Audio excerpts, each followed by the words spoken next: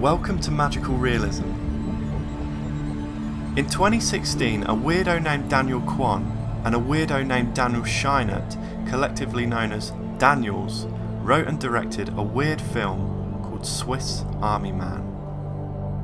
The film stars Paul Dano, an incredible actor from films like Little Miss Sunshine and There Will Be Blood, and Daniel Radcliffe from, I'm not really sure, but I've got a feeling he's going to be huge.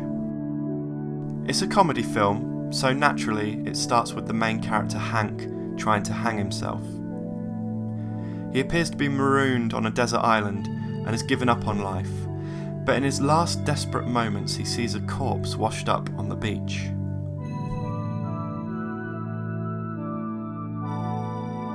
Hank tries to bring the corpse back to life but fails, and then the corpse does this.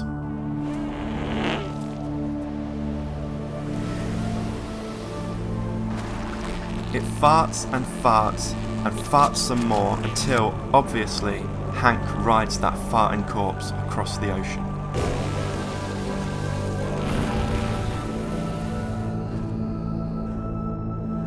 It's a beautiful, triumphant moment and gives Up a run for its money in terms of hooking openings.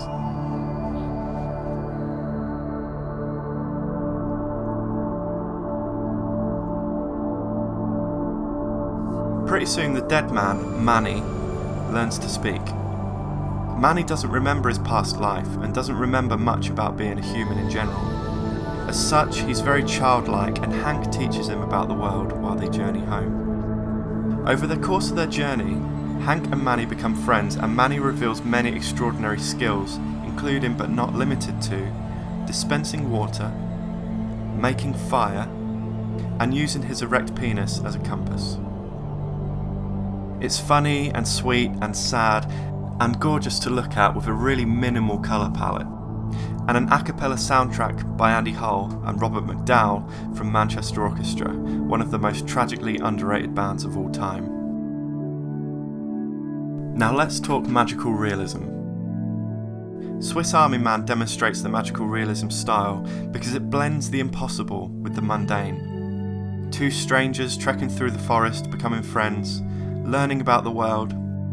There are themes of adolescence and embarrassment and guilt and depression on a very human level.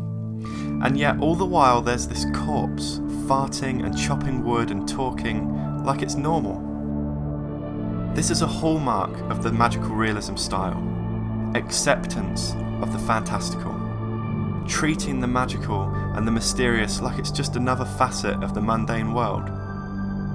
It's a fine balance and Swiss Army Man executes it perfectly.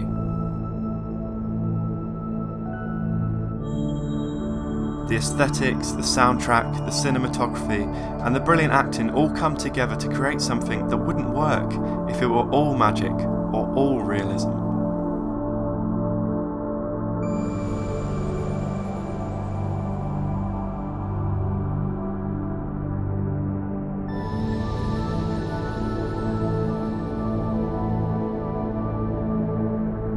Another recurring theme in magical realism is the idea that it could all be in the character's head. Is Manny really talking to Hank? Or is this Hank's way of coping with some of the more difficult aspects of his life? Or is it both? Even when you watch to the end, you might not have all the answers.